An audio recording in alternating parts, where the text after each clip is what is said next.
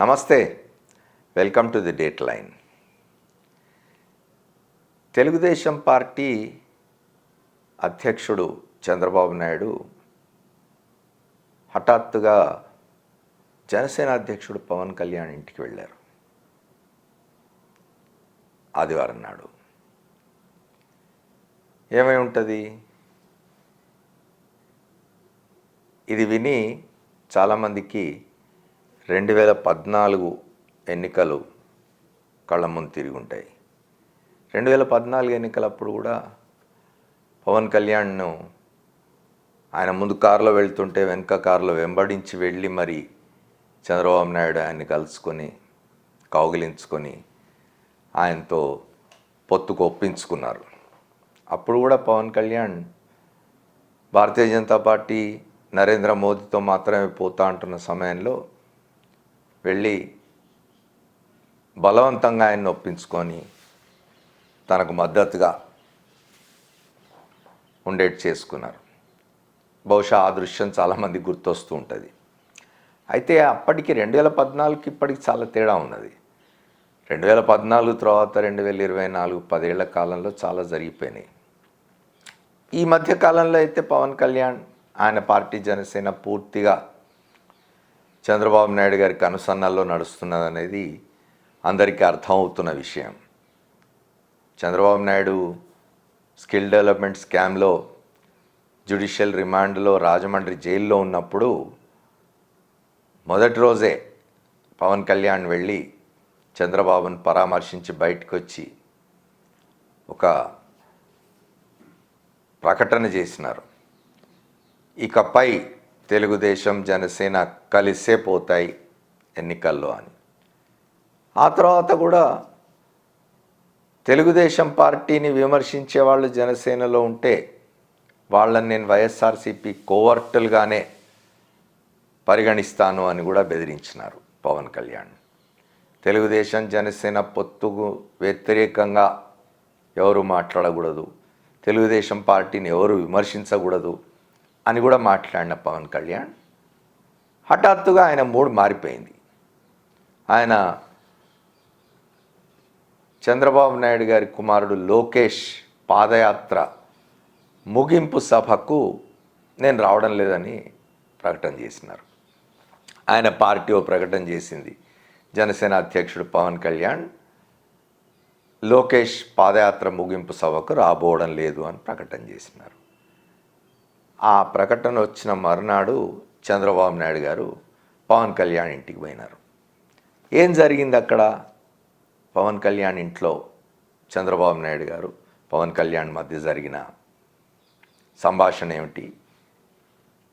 ఏం మాట్లాడుకున్నారు? చంద్రబాబు నాయుడు ఆయన ఏం కోరినాడు? పవన్ కళ్యాణ్ ఏం డిమాండ్ చేసినాడు? చివరికి మళ్ళీ ఆదివారం అర్ధరాత్రి పవన్ కళ్యాణ్ లోకేష్ పాదయాత్ర ముగింపు సభకు హాజరవుతున్నారు అని జనసేన కార్యవర్గానికి సందేశం ఎందుకు వెళ్ళింది? ఈ మధ్యలో ఏం జరిగింది?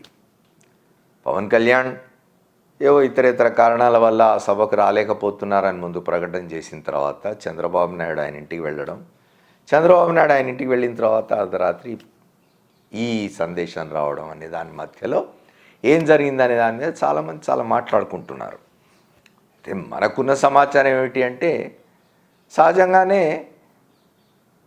ఈ సమాచారం నిజమైందేమో అని ఎందుకు అనుకుంటామంటే, జనసేన శ్రేణుల్లోంచి, జనసేన రెండవ స్థాయి నాయకుల్లోంచి, లేదా జనసేన అధ్యక్షుడు పవన్ కళ్యాణ్ ప్రాతినిధ్యం వహిస్తున్న సామాజిక వర్గం నుంచి చాలా విమర్శలు వస్తూ ఉన్నాయి. చంద్రబాబు నాయుడు కోసం కాదు కదా పనిచేసేది మనం, ఆయన పల్లెకి మోయడానికి మనం ఎందుకు పనిచేయాలి? జనసేననే బలోపేతం చేసుకోవాలి, మన సామాజిక వర్గానికి సంబంధించిన వాళ్ళు ముఖ్యమంత్రి కావాలి అని కొంతకాలంగా చర్చ జరుగుతున్నది, విమర్శ కూడా చేస్తూ ఉన్నారు. ఎందుకు పవన్ కళ్యాణ్ బేషరతుగా తెలుగుదేశం పార్టీకి కానీ చంద్రబాబు నాయుడు కానీ సహకరించాలి అనేది నడుస్తూ ఉన్నది. బహుశా అవన్నీ ఇన్ఫ్లుయెన్స్ చేసి ఉంటాయి, లేదా ఒత్తిడి పెరిగి ఉంటుంది. పవన్ కళ్యాణ్ సీట్ల దగ్గర పేచి పెట్టినట్టు మనకు సమాచారం వచ్చింది. ఆయన అడిగింది ఏమిటి, చంద్రబాబు ఆఫర్ చేసింది ఏమిటి అనేది చాలా చర్చ జరుగుతున్నది. ఆయన ముఖ్యమంత్రి పదవి మేము అడగం, కానీ కొన్ని కండిషన్స్ ఉన్నాయి మాకని పవన్ కళ్యాణ్ చెప్పినట్టు వార్త. 50 శాసనసభ స్థానాలు, 5 లోక్సభ స్థానాలు తమకు ఇవ్వాలి జనసేనకు అని. అంతేకాకుండా ఎన్నికల ప్రచార సమయంలో మాకు తగిన ప్రాధాన్యతని ఇవ్వాలని కూడా కోరినట్టు. రెండవది, జనసేన అభ్యర్థులుగా తెలుగుదేశం వారిని చొప్పించకూడదు అనేది. ఇట్లాంటి కండిషన్స్ ఏవో ఆయన పెట్టినప్పుడు చంద్రబాబు నాయుడు జనసేనకు అసలు అభ్యర్థులు లేరు చాలా ప్రాంతాల్లో, కాబట్టి అన్ని స్థానాలు ఇస్తే మీరు ఓడిపోతారు. 25 శాసనసభ స్థానాలు, 2 లోక్సభ స్థానాలు మాత్రం ఇస్తాం, సరిపెట్టుకోండి. అభ్యర్థులందరి ఖర్చు మేమే పెట్టుకుంటాం. అట్లాగే పవన్ కళ్యాణ్ వారాహి యాత్రకు జరిగే ఖర్చు అంతా మేమే పెట్టుకుంటాం. రేపు ఎన్నికలై గెలిచిన తర్వాత శాసన మండలి స్థానాలు జనసేనకి ఇస్తాం కొన్ని అని చెప్పి ఆయన చెప్పినట్టు. ఇక్కడ పీఠముడి పడి పవన్ కళ్యాణ్ దానికి చాలాసేపు అంగీకరించకపోవడం, చంద్రబాబు పవన్ కళ్యాణ్ చాలాసేపు మల్లగుల్లాలు పడ్డ తర్వాత చివరికి చంద్రబాబు అసలు అస్త్రం బయటికి తీసినట్టు ప్రచారం. ఏమిటి అంటే, మీరు ఈసారి మనం ఇంత దూరం వచ్చిన తర్వాత మీరు కనుక పొత్తు పొసగనివ్వకుండా పోతే 2019లో జనసేనకి ఏ ఫలితాలు వచ్చినాయో అవే వస్తాయని బెదిరించినట్టు. అంతేకాకుండా రాజకీయ పరిజ్ఞానం ఏమాత్రం లేని వాళ్ళు కూడా మాట్లాడే మాటలు కొన్ని మధ్య మనం విన్నాం. తెలంగాణ ఎన్నికల్లో పవన్ కళ్యాణ్ పార్టీ జనసేన పోటీకి సంబంధించి అందరూ అంటుంది, తెలంగాణ ఎన్నికల్లో పవన్ కళ్యాణ్ పార్టీ జనసేన పోటీ చేసిన చోట్లంతా డిపాజిట్లు పోయినాయి, 100ల్లో ఓట్లు వచ్చినాయి. ఇది డెఫినెట్గా రేపు ఆంధ్రాలో తెలుగుదేశం పార్టీ ఇది చూపించి సీట్ల దగ్గర గండి కొడుతుంది అని అందరూ అనుకుంటుంది. మినిమం రాజకీయాలు తెలిసిన వాళ్ళు ఎవరే అని అనుకుంటారు. చంద్రబాబు అస్త్రం కూడా తీసినట్టు వింటున్నాం. ఏమిటి అంటే, మీరు తెలంగాణలో కనీసం డిపాజిట్లు రాలేదు, ఆంధ్రాలో అదే పరిస్థితి వస్తుంది, కాబట్టి మేము చెప్పినట్టు వినండి అని.